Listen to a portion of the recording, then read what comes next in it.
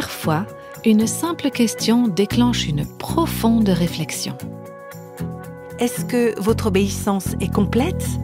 Ou alors est-ce que vous vous contentez d'obéir presque, complètement? Est-ce que vous obéissez pleinement à tout ce que vous savez que Dieu veut que vous fassiez? Est-ce que vous prenez plaisir à lui obéir?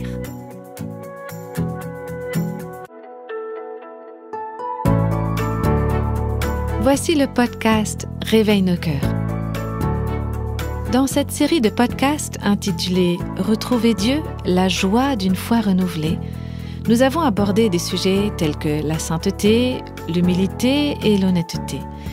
Aujourd'hui, nous parlerons d'obéissance.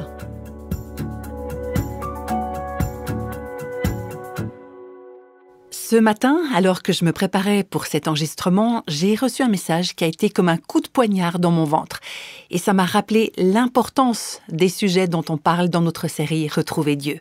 Ce message, il m'informait qu'il y avait une nouvelle qui circulait sur les réseaux sociaux, une personnalité du christianisme qui avait été source d'inspiration pour beaucoup d'entre nous, quelqu'un qui nous avait aussi enseigné, était au bord du divorce.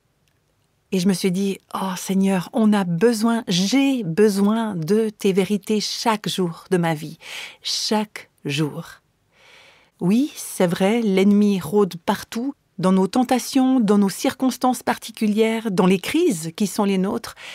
Alors combien c'est important de rechercher Dieu de façon proactive, de façon intentionnelle, pour apprendre l'humilité, l'honnêteté, la repentance, apprendre à vivre la grâce et la sainteté, toutes ces vérités fondamentales qui nous font vivre et avancer sur le chemin de la foi. Et j'espère que ces mots-là que je viens de prononcer ont trouvé une toute nouvelle signification pour vous, vous qui nous suivez dans toute cette série Retrouver Dieu. Alors aujourd'hui, on va aborder un nouveau thème important pour pouvoir retrouver Dieu. Et peut-être que vous trouverez que c'est pas un thème très intéressant, que c'est pas le sujet le plus important de cette série, mais je crois que c'est fondamental de comprendre ce principe. C'est quelque chose qui va nous protéger contre les assauts de l'ennemi. C'est un principe qui nous protège dans des domaines où, sans ça, on serait vulnérable. Aujourd'hui, on va parler d'obéissance. Alors j'entends déjà certains d'entre vous soupirer. C'est pas un concept, c'est vrai, qui nous attire très naturellement, l'obéissance. Qui aime obéir, dites-moi? Je crois que personne ne vient au monde avec le désir d'obéir, n'est-ce pas? C'est ce que peut constater chaque parent qui élève des enfants. Et pourtant, l'obéissance est l'une des leçons les plus basiques de la vie, pour les enfants comme pour les adultes. Et c'est fondamental dans notre relation avec Jésus. Et voici la bonne nouvelle, c'est un chemin qui mène vers d'incroyables bénédictions et qui nous mène vers l'épanouissement. Donc peut-être que vous vous dites « j'ai pas envie qu'on me dise que je dois obéir ». Qui veut se faire dire qu'il faut obéir? Et pourtant, si on nous disait que l'obéissance est une clé pour recevoir dans nos vies de grandes bénédictions venant de Dieu, alors très certainement on serait intéressé à en savoir plus. Alors, pour commencer, j'aimerais rappeler que Dieu est le Créateur souverain et le Seigneur de l'univers. Ça veut dire qu'il a le droit de nous dire quoi faire. C'est lui qui est Dieu, c'est pas nous. On voit dans les Écritures que la nature et les anges lui obéissent, et même les mauvais esprits obéissent à ses ordres. Dieu exerce une autorité absolue sur les cieux, sur la terre et sur la création. Et pourtant, les humains ont la possibilité de lui désobéir. Vous imaginez ça? C'est pas le comble que ceux qui connaissent Dieu, qui font l'expérience de sa présence dans leur vie, peuvent également choisir de lui désobéir. Bien sûr, Dieu aurait pu nous forcer à lui obéir, mais il nous donne la liberté de choisir de le faire. Il aimerait que notre obéissance soit volontaire, qu'elle vienne d'un sentiment d'amour et pas d'une obligation. Dieu veut une relation avec son peuple et l'obéissance est un merveilleux élément clé de cette relation. Mais comme pour d'autres thèmes que nous avons abordés dans notre série, l'humilité, la repentance, la sainteté, tout ce concept de l'obéissance peut paraître froid, dur, restrictif. On se sent obligé, forcé. Mais quand on étudie les Écritures, on découvre que l'obéissance est évoquée dans un contexte d'amour et de bienveillance. Les commandements de Dieu ne sont pas pénibles. Ils sont un reflet de son caractère et leur but, c'est toujours notre bien. Écoutez ce verset du livre de Deutéronome chapitre 4, verset 40. « Respecte ces prescriptions et ces commandements que je te donne aujourd'hui, afin d'être heureux, toi et tes enfants après toi, et de vivre longtemps sur le territoire que l'Éternel ton Dieu te donne en propriété perpétuelle. » Mais c'est incroyable cette promesse. Comment être heureux, nos enfants et nous, en observant les lois et les commandements de Dieu? Pour que tu sois heureux, ça c'est une phrase qui revient 8 fois dans le livre du Deutéronome, le livre des commandements, le livre des lois, le livre qui répète les lois et les commandements pour qu'ils ne soient pas oubliés. Et quand Dieu rappelle au peuple l'importance de l'obéissance, il répète que c'est afin qu'ils soient heureux. On va prendre un instant pour réfléchir à ça. Quand Dieu m'indique une direction, quand il me donne un commandement, c'est pour que tout se passe bien pour moi. C'est pour mon bien. Donc vous voyez, l'obéissance ouvre les portes au bien-être, à la joie, à la protection de Dieu qui veut le meilleur pour nous. Et l'appel à l'obéissance, c'est une invitation à prendre part à la bénédiction. C'est quelque chose qui revient tout au long des Écritures. Deutéronome chapitre 11, versets 26 à 28. « Regarde, je mets aujourd'hui devant vous la bénédiction et la malédiction. La bénédiction si vous obéissez au commandement de l'Éternel, votre Dieu, que je vous prescris aujourd'hui. La malédiction si vous n'obéissez pas au commandement de l'Éternel. » Il y a une bénédiction qui nous est promise. C'est pour nous rendre heureux. C'est le chemin de l'épanouissement, de l'intimité avec Dieu. Et on voit dans les Écritures que quand le peuple de Dieu entend ces promesses, il répond « Oh oui, nous obéirons ». C'est ce qu'on lit dans le livre d'Exode, chapitre 24, verset 7. Moïse prit le livre de l'Alliance et le lut en présence du peuple. Ils dirent « Nous ferons tout ce que l'Éternel a dit, nous y obéirons ». Quel prédicateur n'aimerait pas avoir une telle réaction à ses prédications, à tout ce que Dieu a dit dans sa parole? Nous l'avons entendu et nous allons y obéir. Donc la réaction c'est « Yes, oui !» Le problème c'est que le peuple de Dieu n'avait pas les forces pour obéir. Ils n'y sont pas arrivés. On peut lire dans Exode 32 que juste quelques jours après cette promesse, vient l'incident de la statue du veau d'or, où le peuple brise tous les 10 commandements qu'ils viennent juste de recevoir. Ils avaient reçu ces 10 commandements et ils avaient dit « Tout ce que tu as dit, nous le ferons ». Et à peine quelques jours après, ils les fracassent tous d'un seul coup. Et quand on voit ça, on se dit que c'est très décourageant. Mais on doit se rappeler que Jésus est le seul être humain qui, durant toute sa vie, a toujours obéi à son Père céleste. Et parce que Jésus vit en nous, on a, nous aussi, la force d'obéir à Dieu. Selon Romains chapitre 8, verset 8, « Ceux qui sont animés par leur nature propre ne peuvent pas plaire à Dieu. » Il y a une autre version qui dit « Ceux qui vivent selon la chair ne sauraient plaire à Dieu. » Ils ne peuvent pas obéir à Dieu. On peut bien sûr faire de bonnes actions ou se comporter de manière juste, mais on ne peut pas être véritablement obéissant à Dieu si on n'a pas la source de la force qui est la vie d'obéissance du Christ en nous. Cette source nous donne la possibilité, le désir et le pouvoir d'obéir à Dieu. Mais justement, c'est quoi l'obéissance? L'obéissance, c'est recevoir des directions et les suivre.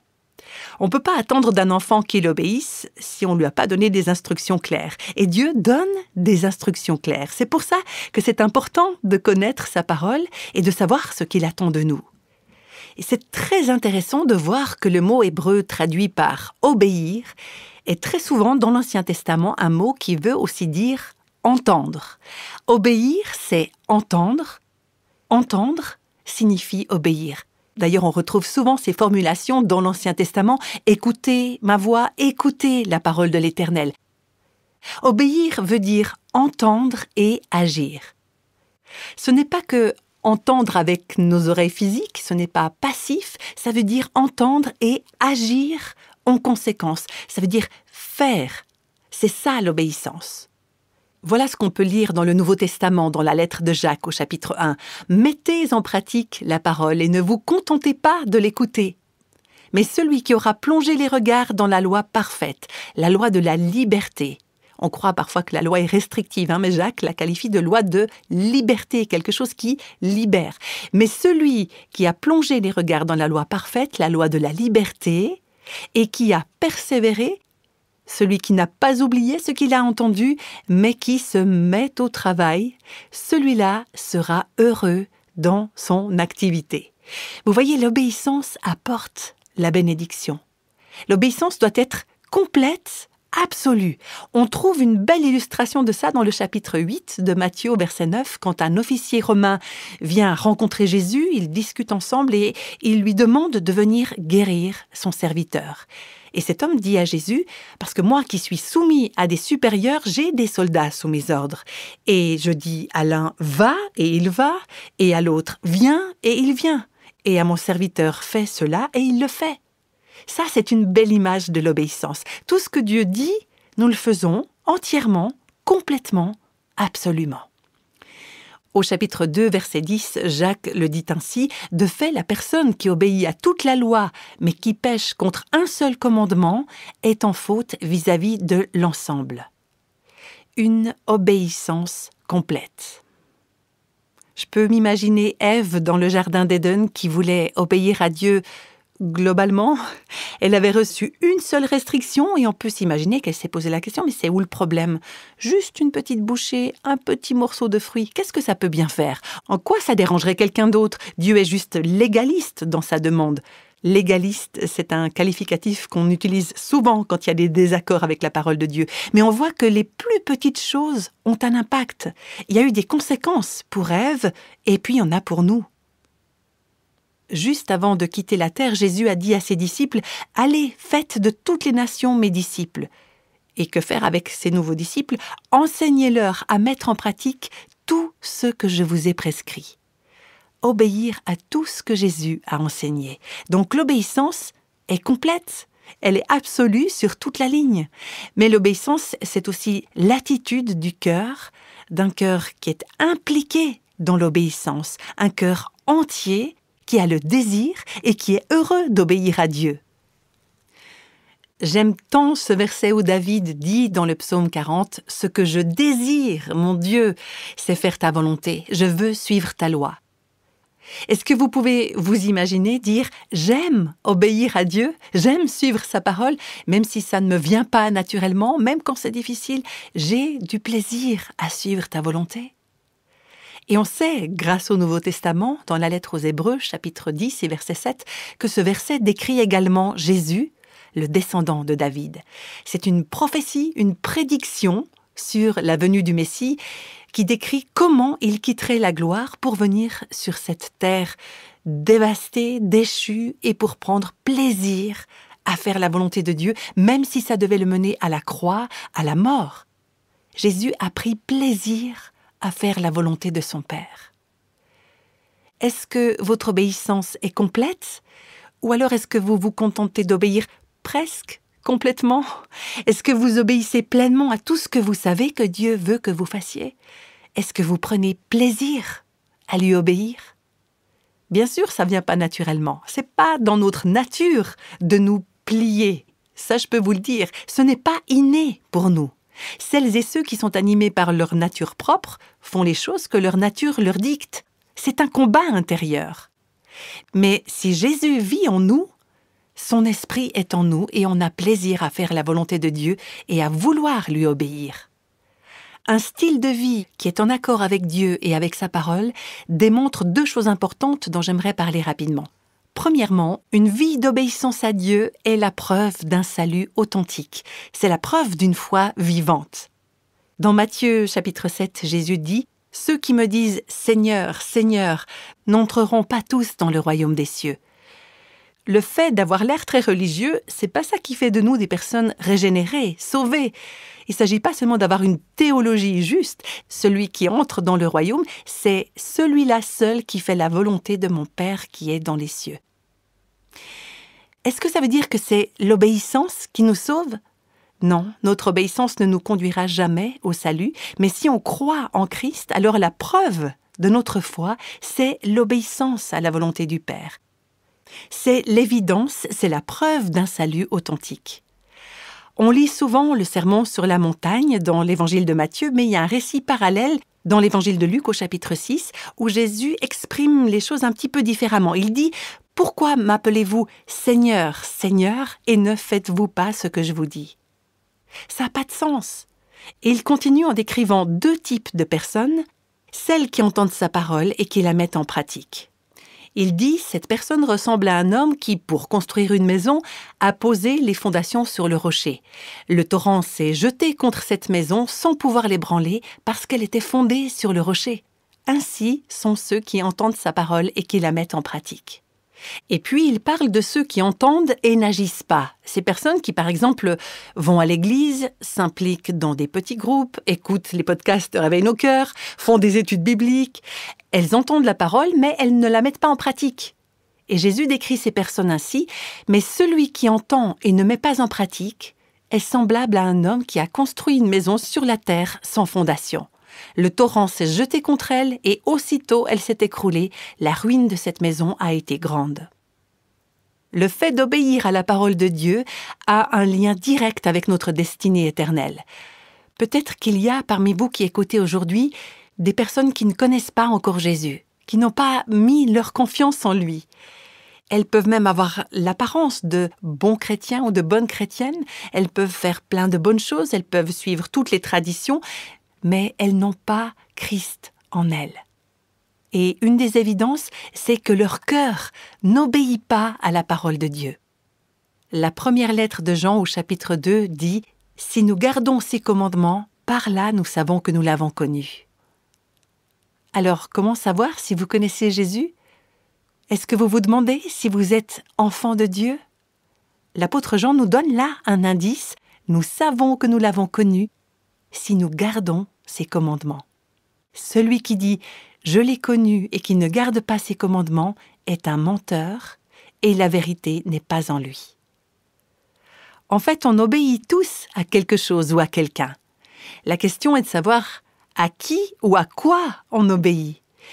Et on est lié, on appartient à ce à quoi on obéit ou à qui on obéit. Et en y réfléchissant ce matin en me préparant, un autre verset m'est venu à l'esprit, un verset qu'on trouve dans Romains chapitre 6, les versets 16 et 17. « Ne savez-vous pas que vous vous livrez à quelqu'un comme esclave pour lui obéir ? Vous êtes les esclaves du maître à qui vous obéissez, soit du péché qui conduit à la mort, soit de l'obéissance qui conduit à la justice. Mais que Dieu soit remercié, alors que vous étiez esclaves du péché, vous avez obéi de tout cœur au modèle d'enseignement auquel vous avez été confiés. » On peut résumer les choses ainsi, soit on est esclave du péché, soit on est esclave de la justice. On obéit soit au péché, soit à Dieu. Et notre destinée éternelle dépend de ce choix. Une vie remplie d'obéissance à Dieu, c'est la preuve que notre foi est vivante. Une vie d'obéissance montre aussi notre amour pour Jésus. Comment se manifeste notre amour pour lui? Par notre obéissance. Parce que l'obéissance découle de notre relation avec Dieu. C'est souvent décrit dans l'évangile de Jean et surtout dans les derniers moments que Jésus passe avec ses disciples. Il était en train de les préparer pour sa crucifixion et son ascension. Il voulait leur envoyer le Saint-Esprit et dans ce contexte, il leur parle beaucoup d'obéissance. Il dit, dans Jean 14, verset 15, « Si vous m'aimez », on peut imaginer les disciples répondre « Mais bien sûr, Jésus, qu'on t'aime !» Et puis effectivement, Jésus allait leur manquer terriblement. Donc, si vous m'aimez, quelle sera la conséquence de cet amour? Respectez mes commandements. Notez que dans l'évangile de Jean, tout comme dans sa première lettre, l'amour pour Jésus est en relation avec l'obéissance. Parce qu'on l'aime, on veut le suivre. Si on a cette relation, une relation d'amour avec lui, alors on veut lui obéir. Est-ce que votre foi est authentique? Est-ce que vous aimez vraiment Jésus? Comment vous pouvez le savoir? Vous trouvez les réponses dans votre obéissance. Et j'aimerais ajouter quelque chose à propos des commandements de Dieu. Les commandements de Dieu sont toujours liés à ses promesses. On a déjà un petit peu parlé des bénédictions liées à l'obéissance, mais en voici encore une autre au premier chapitre d'Ésaïe au verset 19. Le prophète dit « Si vous voulez bien écouter, c'est-à-dire obéir, vous mangerez les meilleurs produits du pays. » C'est une promesse. L'obéissance entraîne la réalisation d'une promesse. Alors avoir confiance dans les promesses de Dieu nous conduit à obéir à ses commandements. Quant à la désobéissance, elle sous-entend qu'on ne fait pas confiance à Dieu, qu'on doute qu'il tiendra promesse. Et on peut se poser cette question quand on a du mal à obéir dans certains domaines de notre vie. Est-ce que je crois que Dieu tiendra ses promesses envers moi? Si vous lui faites confiance, vous allez pouvoir lui obéir. Il y a beaucoup de commandements dans les Écritures, j'en ai quelques-uns en tête, mais on va garder à l'esprit qu'on ne peut pas obéir à tous ces commandements par nos propres forces, avec notre propre énergie, mais par la puissance de Christ qui vit en nous. Donc voici quelques commandements qu'on trouve dans le Nouveau Testament seulement. Dieu nous dit d'être généreux, de partager avec ceux qui sont dans le besoin, de nous aimer les uns les autres, d'aimer nos ennemis, pas seulement les gens qui nous plaisent, non, mais vraiment d'aimer nos ennemis, de chercher la réconciliation quand une relation a été brisée, de fuir l'immoralité sexuelle, on parlera de cela un peu plus en détail dans un prochain podcast, de parler selon la vérité, de ne pas dire du mal des uns des autres, de ne pas dire de paroles mauvaises, de ne pas rouspéter ou critiquer. On pourrait s'arrêter sur chacun de ces points et réfléchir un bon moment, n'est-ce pas? Rien que le dernier point, moi je devrais le graver sur tous les murs de ma maison. Ne pas rouspéter, ne pas critiquer. Est-ce que vous ne croyez pas que l'atmosphère de nos foyers, de nos bureaux, de nos communautés serait transformée si on mettait ça en pratique? Nos vies seraient bien différentes si on obéissait à ces commandements spécifiques de Dieu, de tout notre cœur. Ne pas rendre le mal pour le mal. Soyez bons, compatissants et prompts à pardonner. Encore un autre sujet qu'on abordera plus en détail. Soyez remplis du Saint-Esprit. C'est pas juste une option. On parlera également de ce que ça veut dire de manière pratique dans un autre podcast. Obéissez aux autorités.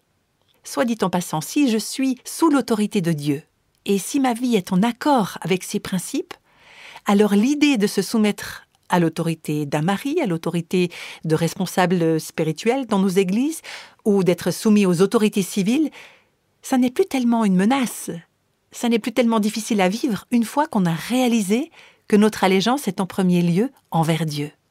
Parce que si je suis sous l'autorité de Dieu, alors je peux également obéir aux autorités qu'il a placées dans ma vie, parce que je sais qu'elles n'ont pas l'autorité ultime. Et bien que ces autorités fassent des erreurs, Dieu, lui, n'en fait pas. Du coup, je me trouve en lieu sûr parce que mon refuge est dans mon obéissance à Dieu. On a également reçu le commandement de ne s'inquiéter de rien. C'est ce qu'on peut lire dans Philippiens chapitre 4. Ce n'est pas rien de ne s'inquiéter de rien. Il y a une de mes sœurs qui avait l'habitude de me le rappeler chaque fois que j'étais anxieuse. Et chaque fois que je partageais mes inquiétudes et que je me demandais que faire, elle me répondait inévitablement « Rappelle-toi, s'inquiéter, c'est péché ». Merci ma petite sœur pour le rappel. La parole de Dieu nous dit « Ne vous inquiétez de rien ». Rien du tout? Non, rien du tout. Si on fait confiance à Dieu, si on a une relation avec lui, s'il vit dans nos cœurs, on n'a aucune raison de s'inquiéter parce qu'on sait qu'il est en contrôle de toutes choses.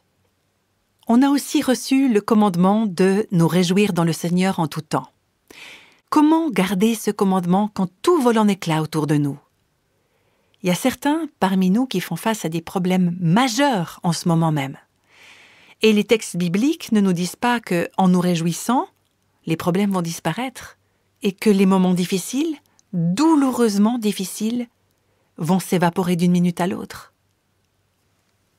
Mais ces paroles disent que même dans les plus épais des brouillards, vous pouvez relever la tête et vous pouvez vous réjouir parce que Dieu règne, parce qu'il est bon, il ne fait pas d'erreur, il vous aime et il prend soin de vous dans les pires moments de votre existence.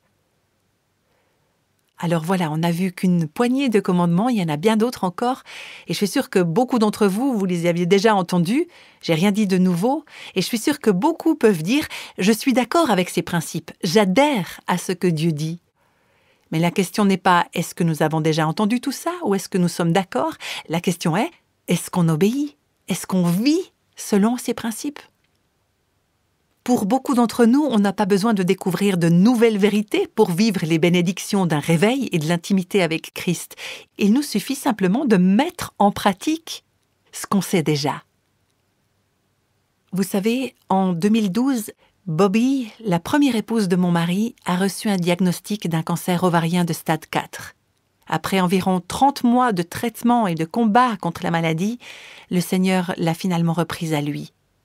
Et 3 mois avant son décès, Mon mari Robert a tourné une petite vidéo d'elle. Elle ne savait pas qu'il la filmait. Il a pris la vidéo depuis la fenêtre de leur maison quand Bobby marchait dans la rue. Elle allait souvent se promener, elle essayait de rester active. Et puis là, donc, elle descendait la rue en chantant. Elle chantait un chant qui s'appelle « Croire et obéir ». Et Robert a pu faire cette courte vidéo de sa bien-aimée en train de marcher, sans réaliser que quelqu'un était en train de la filmer. Et elle chantait un chant sur la confiance et sur l'obéissance. Croire et obéir. Voilà comment elle a voulu vivre sa vie. Je ne sais pas où l'obéissance va vous mener, mais je sais que vous pouvez faire confiance à Dieu. Et je sais que le seul moyen d'être heureux en Jésus, c'est de lui faire confiance et de lui obéir. Et j'aimerais vous laisser avec ce passage de l'évangile de Jean, chapitre 2, au verset 5. Ça se passe lors d'une fête de mariage quand Marie, la maman de Jésus, dit au serviteur qui semble avoir un problème sans solution, « Faites tout ce que Jésus vous dira. Faites-le. Faites-le. » D'un point de vue humain, les instructions que Jésus a données à ses serviteurs semblaient illogiques, ridicules, même complètement folles. Mais Marie a dit avec sagesse, « Tout ce qu'il vous dira, faites-le. » Alors quoi que Jésus vous dise, que ça ait du sens ou non, que ça vous plaise ou non, que vous soyez d'accord ou non, que ça vous réjouisse ou non, quoi qu'il vous dise, faites-le. Faites-le.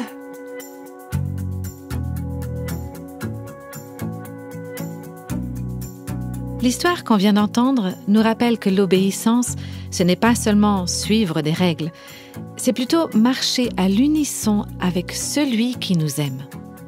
Et nous venons de voir que rechercher le Seigneur, vivre dans l'obéissance et marcher avec lui, tout ça apporte de la joie. Si vous souhaitez approfondir ce thème encore davantage, nous vous invitons à explorer le sujet d'obéissance dans le livre « Retrouver Dieu, la joie d'une foi renouvelée » qui est écrit par Nancy DeMoss Wolgemuth et Tim Grissom. Ce livre est édité par la Maison de la Bible et c'est une étude qui explore une variété de sujets comme par exemple avoir une conscience tranquille, l'honnêteté, la repentance et la plénitude du Saint-Esprit. On peut dire que ce livre analyse les bases de la foi et je pense que c'est important pour chaque croyant de bien connaître les fondements de sa foi. Cette étude est donc un excellent support de réflexion qui peut vous guider sur le chemin d'un réveil personnel. Pour plus de renseignements sur ce livre, consultez notre site internet réveilnoscoeurs.com. Et pendant que vous êtes sur notre site, pourquoi ne pas prendre un petit moment et découvrir toutes les autres ressources qui y sont et qui vous aideront à grandir dans votre foi en Christ? La prochaine fois, nous parlerons de la liberté que Christ nous offre et je vous invite à nous rejoindre pour explorer ça ensemble. À très vite avec Réveille nos cœurs.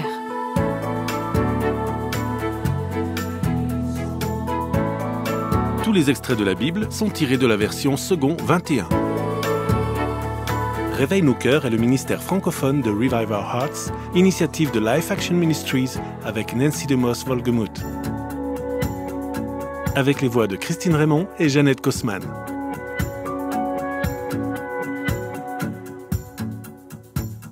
Quelle que soit la saison de votre vie, Réveille nos cœurs vous encourage à trouver la liberté, la plénitude et à porter du fruit en Christ.